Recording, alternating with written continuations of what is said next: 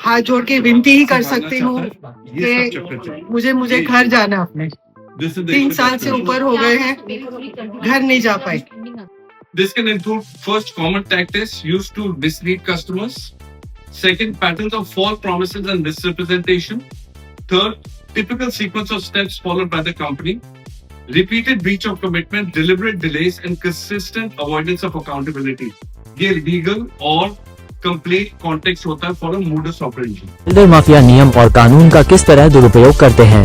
लोगों को अपने ही घरों का कब्जा लेने के लिए विरोध प्रदर्शन करना पड़ता है और बिल्डर के खिलाफ प्रेस वार्ता करनी पड़ती है। जी हां, मंच पर ये 5 लोग जो कि बिल्डर माफिया से पीड़ित हैं, अपनी आपबीती सुनाते हुए। दिल्ली के ग्रेटर कैलाश पार्ट 1 में एक बिल्डर किस तरह इलाके के लोगों को गुमराह कर उनके मकानों के निर्माण के नाम पर पहले तो उनके साथ एक एग्रीमेंट कर लेता है और उसके बाद अपने ही नियम शर्तों के अनुसार तय समय सीमा में लोगों को मकान का कब्जा नहीं देता है। बुजुर्गों को गुमराह और परेशान कर खुलेआम शोषण कर रहा है। गुरुवार को दिल्ली के प्रेस क्लब ऑफ इंडिया में ग्रेटर कैलाश पार्ट 1 के एक बिल्डर के खिलाफ मोर्चा खोलते हुए बिल्डर पर गंभीर आरोप लगाए।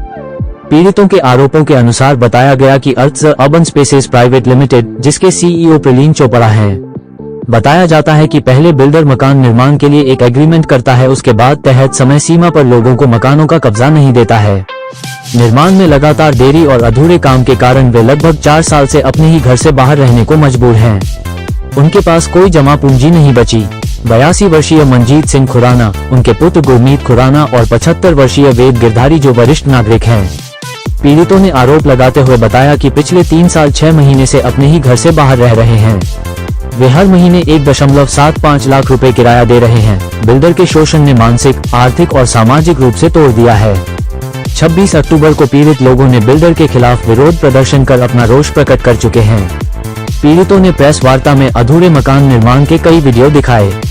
आरोप है कि बिल्डर मकान का निर्माण पूरा नहीं करवा रहा है। इस मकान के निर्माण कार्य पूरा नहीं होने के चलते उन्हें कब्जा देने में आनाकानी करी जा रही है। वो बिल्डर के पास कई बार जाकर परेशान हो चुके हैं।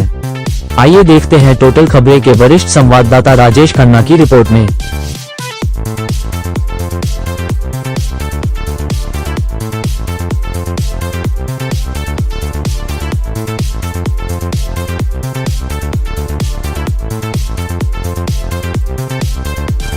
G4 साउथ एक्सटेंशन पार्ट 2 मैंने अपना कॉन्ट्रैक्ट इनको 22 में दिया था, जो इनको जनवरी 24 में कंप्लीट करना था, लेकिन उन्होंने नहीं किया।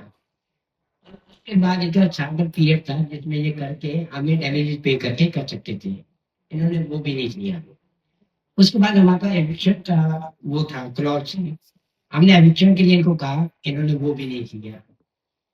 अभी हमारे घर की पोजीशन ये है कि सिर्फ 50% बना हुआ है। अगर आज भी वो पूरी लेवल लगाएगा तो साल भर लग जाएगा उसको बना देंगे।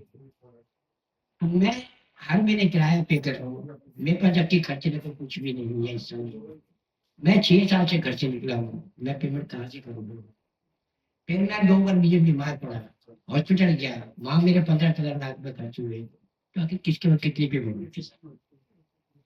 एक्शन कोई नहीं लेता। पुलिस रिपोर्ट कराओ, कोई एक्शन नहीं है। एप्लीकेशन में कराओ, कोई एक्शन नहीं है। इनको वो तो कहते हैं हम तो ये करके देंगे, आपने करवाने करवा लो, नहीं तो कर है। मैं गुरमीत सिंह खुराना की वाइफ हूँ और हाथ जोड़ के विनती ही कर सकती हूँ कि मुझे मुझे घर जाना अपने 3 साल से ऊपर हो गए हैं, घर नहीं जा पाए। बेटी की शादी हो गई और अब तो छोटी भी तैयार हो रही है, तो उससे पहले एटलीस्ट अपने घर तो चले जाए। बहुत मेंटल टॉर्चर, ट्रॉमा और डिप्रेशन मुझे हुई है ये डील करने के लिए। मैं आपसे सपोर्ट चाह रही हूँ, रिक्वेस्ट कर रही हूँ, please help us. Thank you.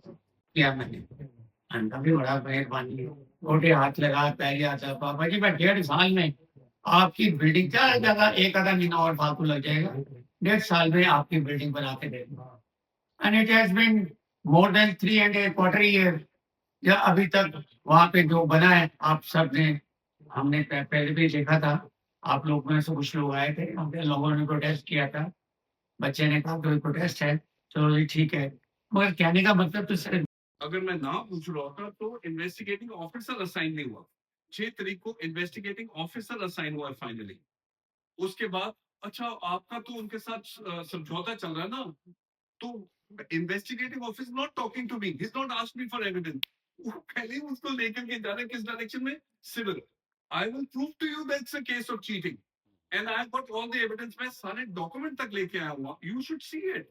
मैं आपके सामने रखूंगा कि उसके बाद नेक्स्ट स्टेप क्या है। आई शो यू वीडियो, आप यू बी शॉक्ड। और मैंने वीडियो बना रखे हैं आपको, जनवरी 2025 से लेकर के नवंबर की डेट तक के वीडियो दिखाऊंगा प्रोटेस्ट के बाद, that shows how the company typically operates, especially if those actions are misleading, exploitative, or causing harm. This can include first, common tactics used to mislead customers. Second, patterns of false promises and misrepresentation. Third, typical sequence of steps followed by the company. Repeated breach of commitment, deliberate delays, and consistent avoidance of accountability.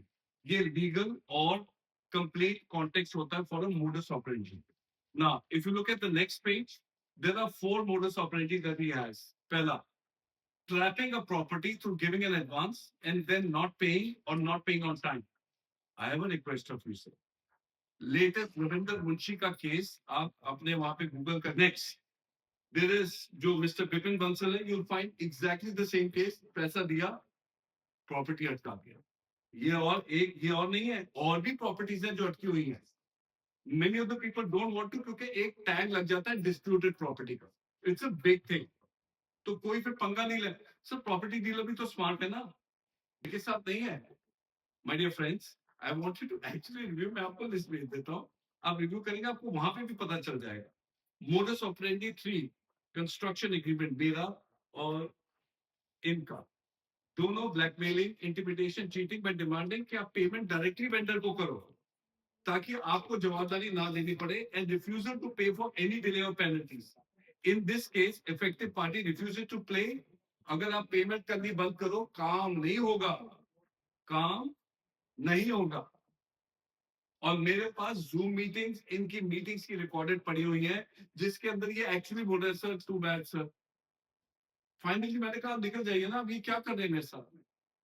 यहाँ मैंने zoom meeting के अंदर बोले sir 9.5 lakh का water bill है pending, and ये मैं हूँ, शांति निकेतन में भाई साहब बैठे उनके भी हैं, और बड़े सारे भाई साहब बैठे उनके वाटर बिल्स रेडी होते हैं।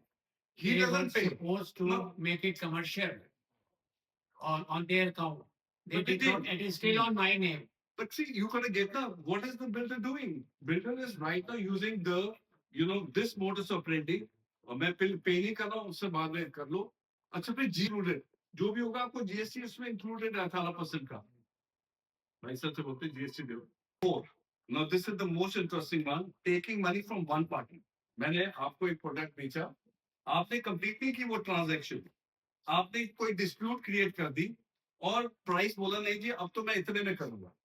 दैट डिस्प्यूट इज आल्सो कि मैं प्राइस अब इतने में करूंगा जी। सर 2024 और 2025 के अंदर ना market has gone up for property, तो उसे कहने की मैं तो इतने में नहीं करूंगा, 2 करोड़ एक्स्ट्रा देते हो तो आपको प्रॉपर्टी मिलेगी, नहीं तो नहीं तो भाई जी सॉरी सर आप मीडिएशन में कर लो, मीडिएशन में आते ही नहीं चला। So now these are modus operandi which I pointed out. I have people for each one.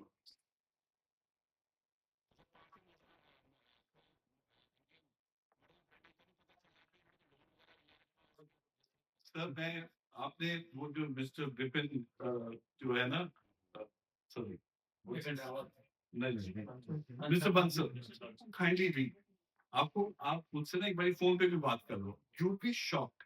वो यहाँ तक कि भाई एग्रीमेंट कुछ और हुआ वो पहुंच गए जी, ये जी हमारे इस नाम से झूठा एटीएस और झूठा वहां पे साइन करके कि हमारे को जी इतना लोन हमारे को बैंक से चाहिए, आप साइन करके दे।